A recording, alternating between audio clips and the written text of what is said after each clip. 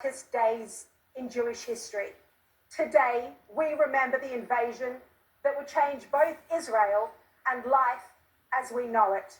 But we also recognize that Israel is alive, it's fighting, it's determined to survive, and it won't rest until it brings its 101 hostages home. This is a significant show tonight. You don't want to miss a minute. Former Israeli Prime Minister Naftali Bennett is on the show. He has a strong warning for terrorist sympathizers. I speak to freed hostage Aviva Siegel. She describes in graphic detail what it was like in those underground Hamas tunnels and how the young women were being raped. Aviva is a living, breathing witness to the horrors inflicted by Hamas and a stark reminder why the world can't abandon the women, children, and even a baby still held hostage. We'll also remember Galit Carbone. She's the only Australian murdered on October 7, and I speak to her brother. He details her harrowing final moments, her desperate struggle to survive as she tried in vain to fight off terrorists at Kibbutz Be'eri. Plus the latest on the despicable Palestinian protests in Australia. They've even been praised by Hezbollah. How can some Australians be so heartless? But first, 1 year on from the October 7 attacks, none of our lives will ever be the same again. We can't go back to who we were on October 6 last year. That innocence lost forever. The sun had barely risen at Kibbutz Be'eri when crazed terrorists went from door to door, intent on murdering every Jew they could hunt down, even babies. For 6 hours, Avida Bacha held the safe room door shut. He was protecting his wife and their 2 children. The terrorists, knowing someone was standing there on the other side of the door, peppered the room with bullets. I stood in that safe room just a couple of days ago, and looking around at the hundreds of bullet holes in the walls and ceiling, it was hard to imagine how anyone could have made it out alive. Mum Dana was shot, and so was her surfing-loving son Carmel, just 15 years old. Dad Avida was shot too, but he survived while his wife and son bled to death in that very room. He was supposed to be in Sri Lanka for surfing. He was a surfer, and one of the last things he said to his dad, "Dad, bury me with my surfboard," which he did. We did last week. We buried them back here. Just 15 years old, no child deserves this, and no girl should watch her mum and brother be murdered. Over at Kibbutz Kfar Azar, as the air raid sirens went off, new parents, Haydar and Itai Berdichevsky, went to their bomb shelter with their 10-month-old twins. The loving parents were only 30 years old. Haydar's last text message was at 6:54 a.m. and she joked about being stuck in the bomb shelter with dirty nappies, a joke any mum would have made. Her dead body was later found in the kitchen.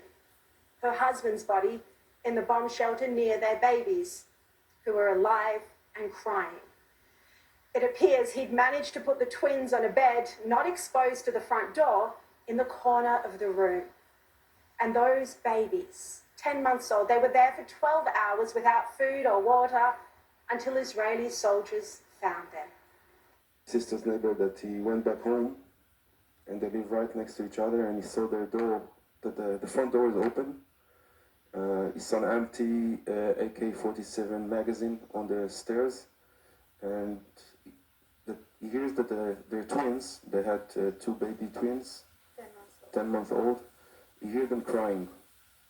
He tried to get into the house, but every time he did, the terrorists shot at him, so we couldn't get inside. Told us that it's confirmed and Adam and Itai are dead. And I remember we had this a minute or two that we kind of cried, broke for a minute or two, but then we looked at each other and like, okay, now we don't have 1 baby to take care of, we have 3. Those tiny babies are lucky to be alive, but they'll never know their parents. They're now orphans being raised by their uncle and aunt. At the same kibbutz, 3 little children, aged 3, 6, and 9, watched as their mum and dad were murdered by Hamas. 6-year-old Amalia, 9-year-old Michael hid in a cupboard, but little Abigail, only 3 years old, was missing. הרמתי טלפון בשעה כמעט 7 לרועי, רועי לא ענה, זה הסכם בינינו, אם הוא לא עונה הוא מצלם. אז אני מרים טלפון לסמדר, לשאול מה קרה. מיכאל, הנכד בן 9, מרים את הטלפון, אומר לו, אני רוצה את אמא, אומר לי, אמא מתה, ואבא מת בחוץ. אני לא, איפה אחותך? עמליה, אומר לי על ידי, איפה אביגיל? אומר לי, לא בבית. בקיצור, שואה. That was 7 a.m. By the afternoon, they were still hiding in the closet, a 6-year-old and a 9-year-old, 12 hours later. And this was the emotional moment when they were finally rescued. עמליה, הגיעו לכם חיילים? יופי, תצמדי אליהם, את לא זזה מהם, בסדר? But 3-year-old Abigail was taken hostage. She turned 4 in Gaza without a single member of her family around her, just terror. When she was released as part of the ceasefire deal, she came home an orphan. And the 3 children are now living with relatives. The trauma, very real.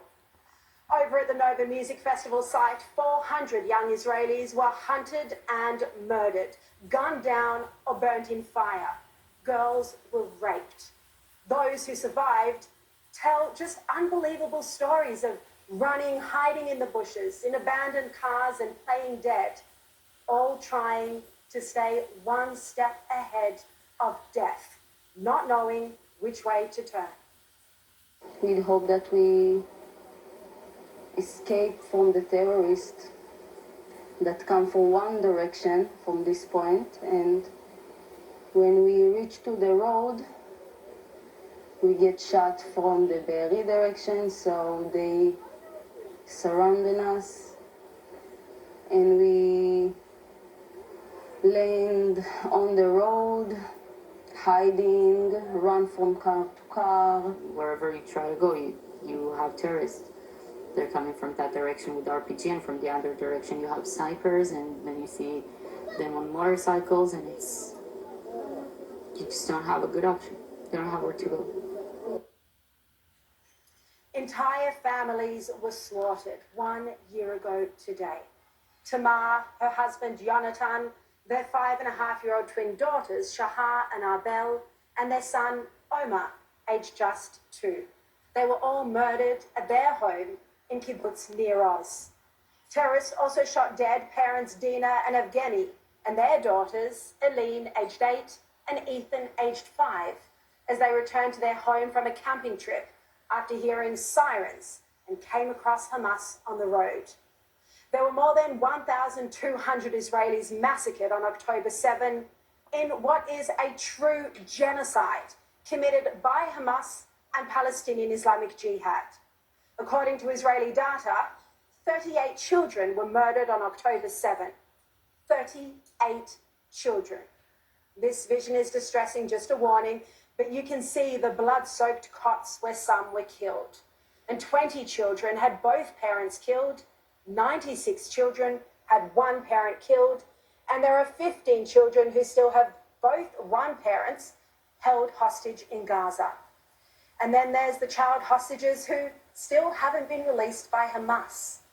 Baby Kafir Bivas. He was kidnapped at 9 months old, along with his brother Ariel, who was 4. Kafir turned 1 in captivity and his brother turned 5. No birthday celebrations, presents, cake, or even sunlight. We don't know if they're still alive. We don't know if baby Kafir ever made it to his first birthday. They're among the 101 children, elderly, women, and men who are still hostage in Gaza. It's believed many of them are being used as human shields to protect the cowardly Hamas leader, Yahya Sinwar. Some hostages, thankfully, have made it home through unbelievably courageous rescue missions or early ceasefire deals. Those who have made it home face deep trauma. Some are a shell of their former selves. Now, I'm going to share some of these stories with you either tonight or over the next few days. But this celebration of death by Hamas speaks to something darkly wrong with the education and political system in Gaza, where the government pays a salary to the families whose sons or daughters are martyrs or terrorists, where school children are indoctrinated to want death to Jews. Yet instead of trying to change the Palestinian leadership and actually support Israel in removing the terror threat, the international community makes daily demands of the Jewish nation. The October 7 terror attacks, in truth, have only benefited the Palestinian cause, which has since received billions of dollars in funding and has improved its international standing at bodies like the United Nations. The horrors inflicted by Hamas have not only rocked Israel, but they've exposed the failings in Western civilization. We simply can't imagine anyone trying to claim the Holocaust should be contextualized, yet that somehow Jews brought it upon themselves. Yet that's the kind of unforgivable victim blaming that we've seen on a daily basis over the past year as the world urged Israel to pack up, go home, forget the hostages, and let the terrorists live. The October 7 attacks rocked Israel to its core, and Israelis continue to grapple with the enormity of this devastating loss.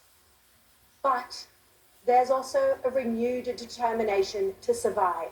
There's strength and resolve in the face of weak Western leadership that knows nothing about the threat of terror on their doorstep.